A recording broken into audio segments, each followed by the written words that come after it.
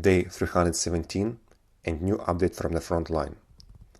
One of the hottest skirmishes in recent months has been around Bakhmut. Russia lost nearly 1,000 men killed in its attempts to break through the Ukrainian military defenses here. Recognizing its failures, the Russian command decided to change tactics and concentrate its main efforts north of Bakhmut, the town of Soledar.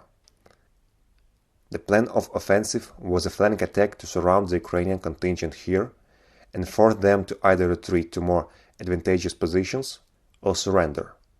Unfortunately, the main Ukrainian contingent in this region was near Bakhmut, so the Russian flank attack on Soledar was successful, and the Ukrainian army had to leave the southern part of the city to level the front line. As of today, based on the information available, it's quite difficult to say how deep the Russians have managed to break into the city, but it's accurate to say that Soledar is now in gray zone, and fighting is already taking place in the city itself, not on the approaches to it. If the Russians succeed, the future front line could shift all the way to the Siversk, the next big city to the north. But even more likely is the continuation of the Russian attack on Bakhmut. In this case, this city will also fall into a semi-encirclement, and the situation of Ukrainian military here will significantly worsen. The next stronghold of Ukraine in this region is the town of Chasiv Yar in the south and the previously mentioned Siversk in the north. According to the recent Reuters publication, Russia's active offensive on this front is not so much justified strategically as financially. The fact is that there are large gypsum quarries in the Soledar area, as well as the largest salt mine in Europe. Let me remind you that the main forces currently storming Bakhmut and Soledar are mercenaries from so-called Wagner Group. The US has previously accused Russian mercenaries of exploiting natural resources in Africa. Therefore, it's quite possible that Prigozhin, Wagner's leader, is thus trying to gain control over the Ukrainian mines as well.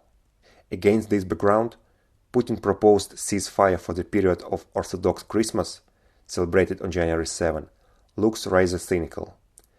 According to the Institute for the Study of War, such a pause was supposed to help Russian soldiers rest and gain strength for the new attack.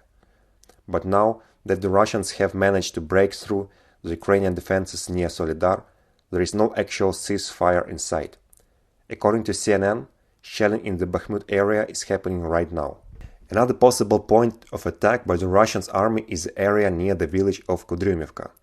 Here the enemy managed to seize the western part of the canal, which divides the area into two parts, and now there is an active buildup of firepower on this captured western part. From here the troops can either attack to the south to close the pocket that was formed on the front line, or go toward the troops that captured Soledar, to strike Bakhmut from two sides at once. It is becoming finally clear that with the help of the fall mobilization, Russia managed to stop the Ukrainian counterattack and at least level the situation.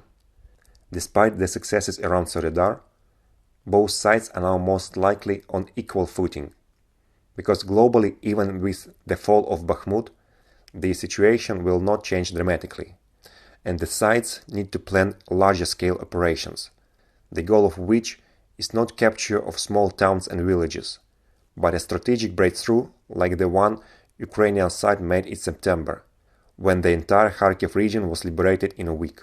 There is every reason to expect similar actions in late winter or early spring. So the other day it was announced that France would transfer heavy offensive weapons to Ukraine for the first time since the beginning of the war, with tanks and armored personnel carriers. The US is considering the possibility of transferring American Bradley armored vehicles, and Germany intends to send infantry fighting vehicles. More and more, the desire of the United States and European countries to end the war on the battlefield is noticeable.